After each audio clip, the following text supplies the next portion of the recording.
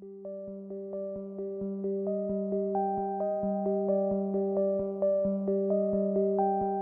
importance of family business to the Scottish economy is absolutely crucial. SMEs account for 99.3% of the private sector enterprises in Scotland, and 63% of SMEs are family businesses.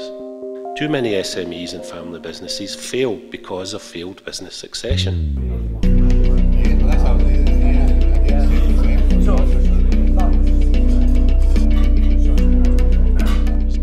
It's very much a day for your input, and we want to see your input. We want to learn from your knowledge, and we want to pass it on to other people in a positive, progressive way that actually makes a difference to the economy and the family businesses and small businesses of Scotland in the future.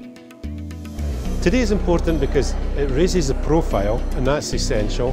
It also causes us to reflect on where our current policies are taking us to. In Scotland, for example, we've heard that over 17,000 new businesses are set up each year, but over 16,000 are closed down. We need to address the fact that net we can improve upon that. Graham Smith, University of Strathclyde. My area of interest is in age and employability. I've been doing a lot of work on demographic change and impact on business now for around about 10 years. Scotland's population hasn't changed that dramatically over the last century.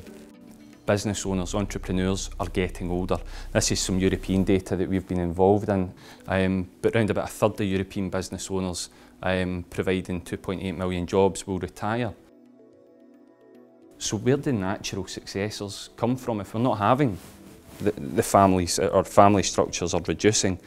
How do we begin to think about succession within family businesses and within SMEs generally?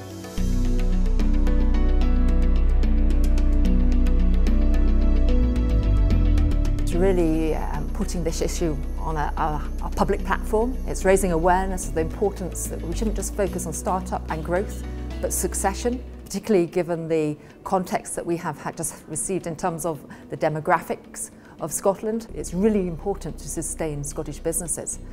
And by putting that message out into the public domain, raising awareness, getting us to discussing it, that's part of addressing the market failure. And what we're going to be doing today is we're going to be taking you through a story. We're going to unfold a dramatic story. Well, I've been looking into things for you.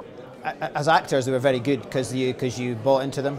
You saw, you certainly saw aspects in our family business of things that they were doing, things that they were saying, conflicts they were having, and how it's easy to get to these stages, and not always so easy to get to resolution. Well, what about getting Sam and Rachel involved in a strategic planning? It's very important to run the business as a business and to bring the family in when they have the attitude, the right attitude and the right ability to fulfill what the business needs.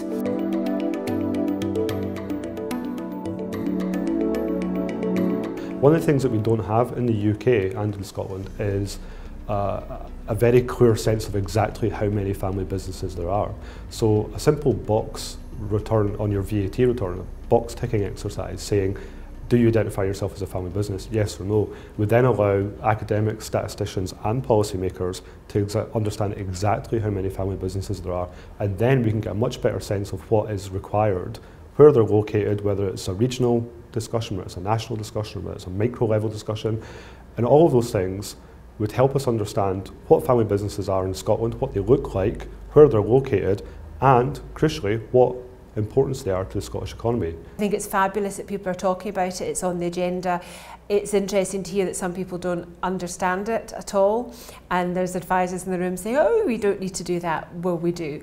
And you can't look at family businesses as a transaction-led deal, which I'm afraid a lot of people do. They see it as a will that needs to be done, or a sale that needs to be done, or a tax that needs to be saved, and that's not going to solve the family business or make this family business survive. And I think that's one of the reasons we've got such a high death rate of family businesses.